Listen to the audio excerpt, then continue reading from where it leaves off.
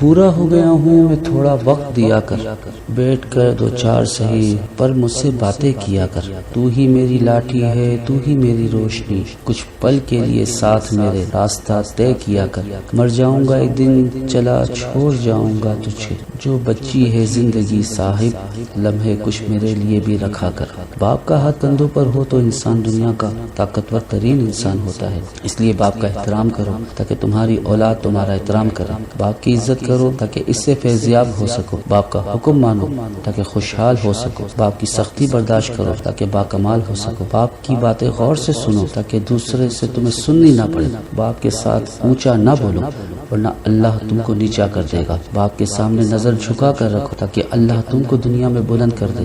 باپ ایک کتاب ہے جس پر تجربات تحریر ہوتے ہیں۔ باپ کے آنسو تمہاری وجہ سے نہ گریں ورنہ اللہ تم کو جنت سے گرا دے گا۔ باپ ایک مقدس محافظ ہے جو ساری زندگی خاندان کی نگرانی کرتا ہے، اور دنیا کی سب سے قیمتی خوشی وہ ہوتی ہے جب تمہارے ماں باپ تمہاری وجہ سے مسکرا رہے ہوتے ہیں۔ ہمیں ماں باپ کی محبت کا اندازہ جب ہوتا ہے جب ہم خود ماں باپ بن جاتے ہیں، اور چاہے کتنا ہی برا کیوں نہ ہو مگر گھر کا سب سے مضبوط ستون باپ ہی ہوتا ہے۔ اپنے ماں باپ سے محبت کریں۔ ہم جوان ہونے میں اتنے مصروف ہوتے ہیں اور یہ بھول جاتے ہیں کہ ہمارے ماں باپ بوڑھے ہو رہے ہیں۔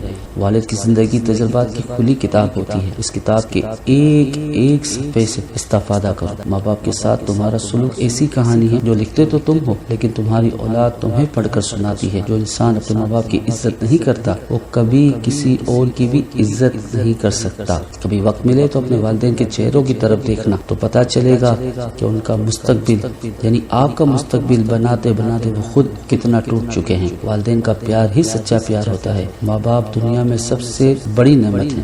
ماں نہ ہو تو دل کو دلاسا دینے والا کوئی نہیں ہوتا، اور اگر باپ نہ ہو تو زندگی کی دوڑ میں اچھا مشورہ دینے والا کوئی نہیں ہوتا۔ لوگوں کو خوش کرنے کے لیے اپنے ماں باپ کو مت جھڑکو، کیونکہ تمہیں جوان تیرے ماں باپ نے کیا ہے، لوگوں نے نہیں کیا۔ آج تم اپنے والدین سے یہ کہتے ہو کہ تجھے بولنا نہیں آتا، تجھے عقل نہیں ہے، تجھے سمجھ نہیں ہے۔ ہمیں عقل دینے والے کون تھے؟ ہمیں لفظ سکھانے والے کون تھے؟ ہمیں یہ بتانے والے کون تھے؟ ہمیں تو کپڑے پہننے کا سلیقہ تک نہیں تھا، ہمیں کپڑا پہننے کا سلیقہ سکھانے والا کون تھا؟ اسی لیے اللہ رب العزت نے قرآن مجید میں ارشاد فرمایا کہ تم مجھ سے دعا کرو کہ میرے اللہ میرے والدین پر ویسے ہی رحم فرما جیسے انہوں نے میرے بچپن میں میری پرورش کی۔ اللہم رب ارحمہما کما ربیانی صغیرا۔ والدین ہونا اس دنیا کی سب سے مشکل ترین ذمہ داری ہے، کیونکہ آپ ایک دوسرے انسان کی جسمانی، جذباتی اور ذہنی نشو و نما کے یہ ذمہ دار ہوتے ہیں۔ یقین کریں باپ دنیا کا واحد شخص ہے جو خود سے بھی زیادہ آپ کو کامیاب دیکھنا چاہتا ہے۔ ماں زندگی کی تاریک راہوں میں روشنی کا مینار ہے تو باپ ٹھوکروں سے بچانے والا مضبوط سہارا ہے۔ والدین جنت کے دروازے ہیں، بند ہونے سے پہلے جتنا فائدہ اٹھا سکتے ہو اٹھا لو، پھر یہ موقع نہیں ملے گا، کیونکہ یہ ماں باپ کا نعم البدل دنیا میں ہو ہی نہیں سکتا، اور ہمارے والدین ہمیں بچپن میں شہزادوں کی طرح پالتے ہیں، لہٰذا ہمارا یہ فرض بنتا ہے کہ ان کے بڑھاپے میں ہم ان کو بادشاہوں کی طرح رکھیں۔ سب سے برا وقت وہ ہے جب تمہارے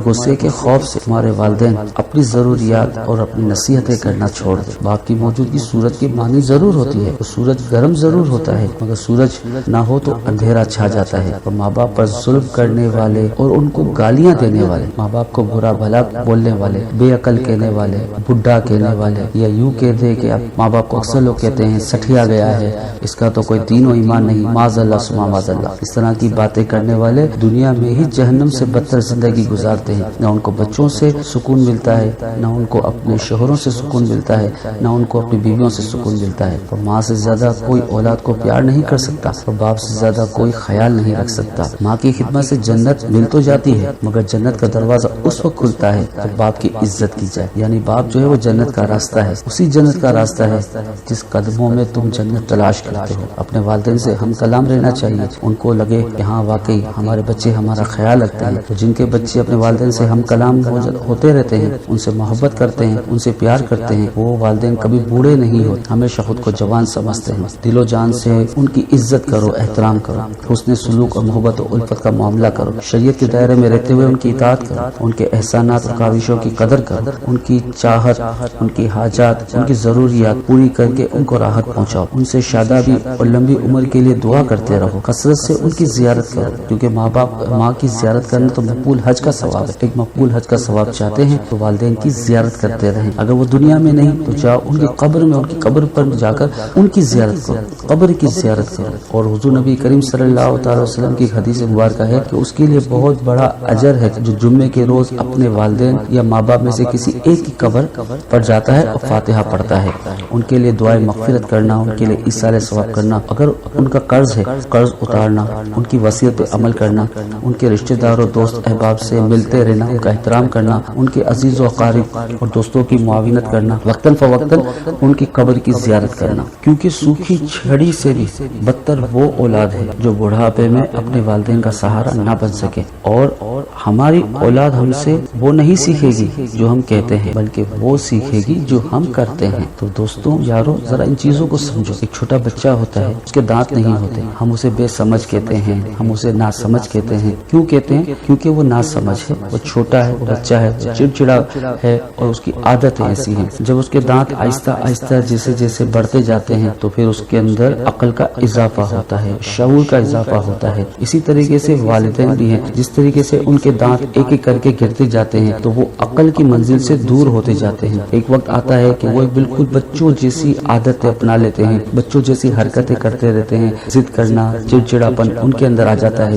لیکن بچہ سنبھل جاتا ہے، کیوں کہ اس کو ماں کا، باپ کا، دادا دادی، نانا نانی، خالہ پھوپھی، ماموں اور جو بھی ہے چاچا وغیرہ، ان سب سے محبت ملتی ہے، جس کی وجہ سے بچہ جو ہے پروان چڑھتا ہے اور اس کا چڑچڑاپن ختم ہو جاتا ہے۔ لیکن ماں باپ کو اس وقت کوئی راجو کہنے والا نہیں ہوتا، کوئی پپو کہنے والا نہیں ہوتا، کوئی گڈو کہنے والا نہیں ہوتا، کوئی ان کا سر سہلانے والا نہیں ہوتا، کوئی ان سے محبت کرنے والا نہیں ہوتا، جس کی وجہ سے ان کی جو چڑچڑاپن میں اضافہ ہوتا ہے، ان کی حرکتوں میں اضافہ ہوتا ہے۔ تو یہی بد نصیب اولاد ہوتی ہے جو ان کو الٹا سیدھا بولتی ہے یا ان کو غلط القاب سے پکارتی ہے۔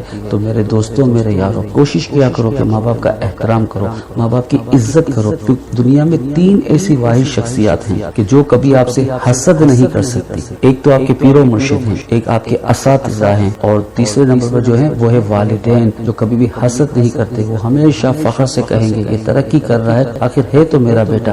اگر ماں باپ اگر آپ پر غصہ کرتے ہیں، کسی وجہ سے ناراض ہیں، تو بس آپ اللہ سے دعا کیا کریں ان کے حق، تو انشاءاللہ اللہ تبارک و تعالی ایسا کرم فرمائے گا، ایک وقت ایسا آئے گا کہ والدین کے دل میں ہماری محبت پیدا ہو جائے گی۔ اللہ تبارک و تعالی سے دعا ہے کہ وہ پیارے حبیب علیہ الصلوۃ والسلام کے صدقہ تو پھر ہمیں والدین کی عزت کرنے کی توفیق عطا فرمائے۔